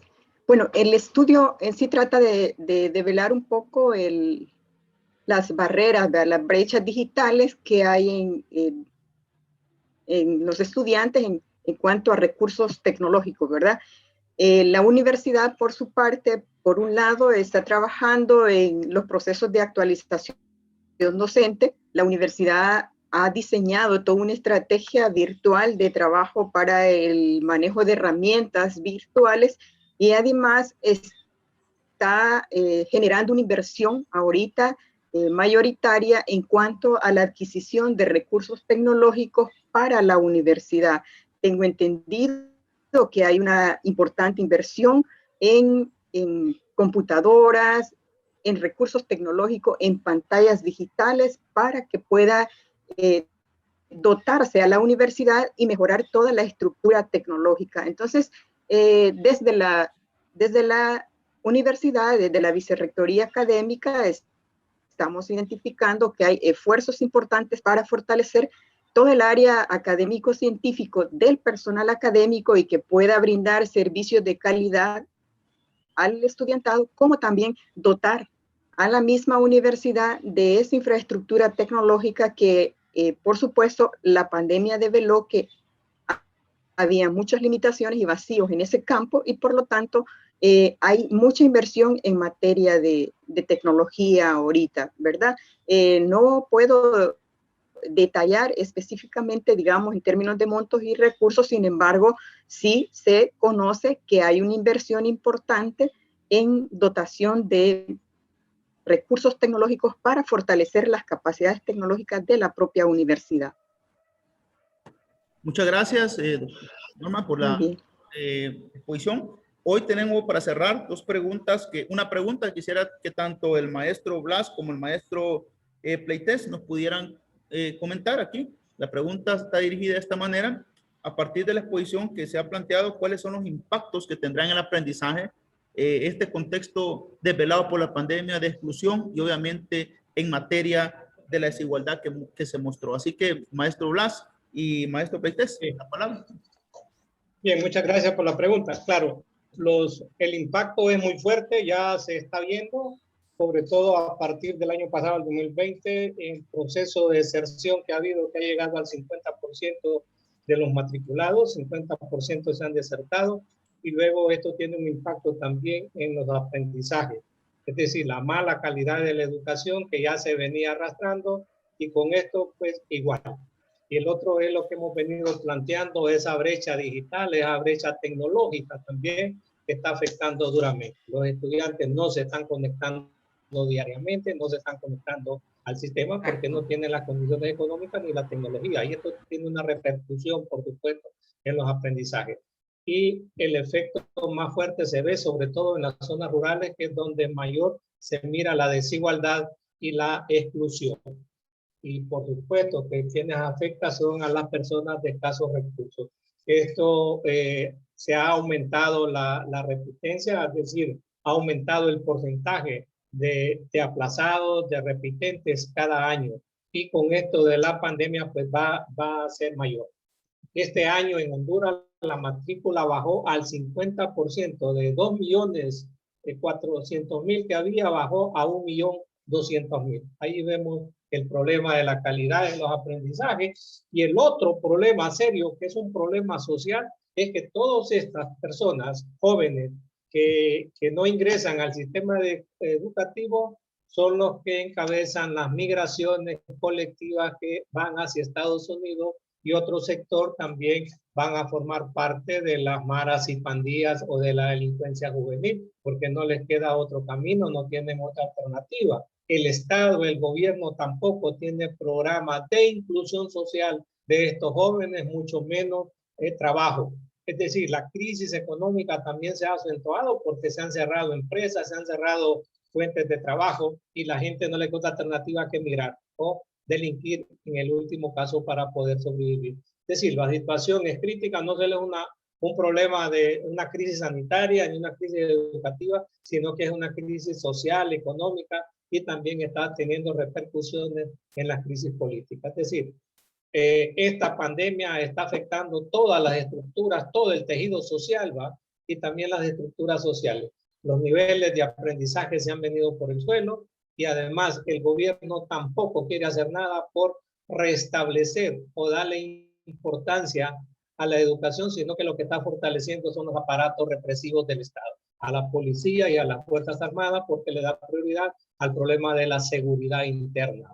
como parte de que lo mantengan en su estructura, ¿verdad? Además porque está de una manera ilegal a través de la corrupción y de la que se ha venido gestando, y además porque en el sistema de salud también se han desabastecido los hospitales, han abrido compras amañadas, hospitales móviles que no sirvieron para nada. Igual el manejo de la vacuna de la pandemia está siendo mal manejada, porque no está siendo manejada por médicos, por doctores, sino por políticos. Y entonces también han politizado el problema de la pandemia.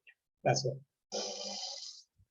Muchas gracias. Hoy el maestro Miguel, ahí también que nos plantee al respecto. Bueno, con relación a la pregunta que realizan y bueno, mencionar inicialmente de que agradezco ser parte de este espacio y quiero decir particularmente a la maestra Briseida de que me encantó su ponencia. Creo que ha sintetizado mucho casi todo lo que estamos hablando sobre la temática de la pandemia. Y a razón de lo que mencionaba el colega con respecto a esta pregunta, puedo situar ciertos aspectos muy específicos de los impactos que tendría a nivel educativo la pandemia. Entre estos, las transiciones educativas que son muy importantes. Por ejemplo, el tránsito que hay de la primera infancia a la niñez, que es básicamente el impacto que hay de la educación inicial o preescolar a la educación básica. Este tránsito se dio en casa, se dio con personas que muchas veces no manejan la virtualidad. Y también partimos de que el acompañamiento que necesita la primera infancia es totalmente distinto al que se necesita en otras etapas de vida. Entonces, ese rezago que se va a tener en las etapas iniciales va a marcar las etapas subsiguientes. Entonces, creo que es un gran impacto y creo que analizar el aspecto de la primera infancia es muy importante con respecto al derecho a la educación. El segundo es la falta de construcción de procesos de evaluación, seguimiento y monitoreo de todas las decisiones tomadas en todos los países de Centroamérica para mitigar la pandemia. Porque aparentemente, mientras no lo evaluemos, monitoreamos y sigamos, aparentemente está bien. O sea, se dieron clases multimodales, se llevaron guías, se dotaron de dispositivos a los docentes, a los estudiantes, pero en realidad eso está garantizando un aprendizaje significativo. En realidad eso está permitiendo que se garantice de forma eficiente el derecho a la educación. Creo que eso también es otro impacto que vale la pena analizar. Otro aspecto es las vulneraciones que se están dando a los derechos de la niñez durante la pandemia. Porque si bien enfoqué la ponencia al ámbito educativo, mencionando un caso específico en El Salvador, en otra temática que se está investigando, muchos mecanismos comunitarios de protección a la niñez han recibido muchas denuncias, en especial de abuso sexual durante la pandemia. Entonces, mucho de esto puede influir. Acuérdense que el derecho a la educación transversaliza muchos otros derechos. Entonces, el impacto ahorita de la pandemia es bastante grande en ese aspecto. Otro punto que lo mencionaba también en la ponencia y creo que también el maestro lo ha mencionado, son los rezagos específicos en cuanto a competencias de lectoescritura, operaciones básicas y otras operaciones más complejas ya en el tránsito de la educación básica a la educación media y en el tránsito de la educación media a la educación superior. Porque también tenemos que esa otra transición de los estudiantes que salían de la educación media y entraban al nivel educativo superior también se dio durante la pandemia. Entonces me parece que mitigar un poco estos impactos directos a la educación en cualquiera de los niveles y en cualquiera de las etapas de la niñez requiere procesos de monitoreo, seguimiento, evaluación y que ese reingreso o esa mirada a la pospandemia o como habla la maestra Briseida de la nueva realidad, que en realidad solamente es como la pantalla para todo lo que está funcionando mal en nuestros contextos, requiere un análisis crítico porque no basta con regresar al salón de clases o basta que ya pasó, sino que es analizar esos rezagos que se dieron durante la pandemia. Así que muchas gracias por la pregunta y ese es mi aporte. Bueno, qué excelente participación, maestro Miguel, excelente aporte. Siempre decimos nosotros que estos espacios sirven para construir comunidades de conocimiento. Y yo creo que aquí hay una excelente comunidad de conocimiento que se está planteando retos. Esperamos que de aquí al próximo congreso, dentro de 2 años, tengamos mayores aportes. Con la compañera, con la estimada amiga Briseida, hablamos al inicio de la importancia de publicar, de que publiquemos que hagamos, mostrar lo que hacemos, lo que vamos, lo publiquemos. Hay mucho que hablar, mucho que decir. Por supuesto, vamos a hacer llegar diversas invitaciones. Nos comprometemos para que ustedes puedan tener los espacios de publicación y compartamos este saber, porque creemos obviamente que los congresos son espacios fundamentales. Decirles de que, bueno, al final el COVID se convirtió en una tormenta perfecta, arrasó con todos los aristas de la realidad y nos demuestra nuevamente la vulnerabilidad de nuestros territorios y la urgencia de esas alternativas de discusiones. Las ciencias sociales están más vivas que nunca y requieren del ánimo y el esfuerzo de cada uno de nosotros en este espacio. Muchas gracias a todas y todos por estas participaciones. Felicitaciones a cada uno, me está haciendo aquí en el chat y en los diversos medios, a este panel, a los participantes, a los ponentes. Feliz tarde y continuamos con este congreso y esta comunidad de conocimiento construida desde Centroamérica. Saludos cordiales, bendiciones y seguimos en avance. Gracias. Feliz tarde. Un abrazo a todos y todas. Hasta luego, Blas. Hasta pronto. Un placer, Blas. Briseida, volver. Hasta luego. Un placer, Briseida, volverte a encontrar, aunque sea virtual. Así nos encontramos, qué bueno. Hasta luego. Hasta luego. Bye. Saludos, me encantaron todas las ponencias, ¿eh? Muy bien, gracias. Hasta luego. Buena tuya. Chao, bye. Un abrazo. Saludos, saludos.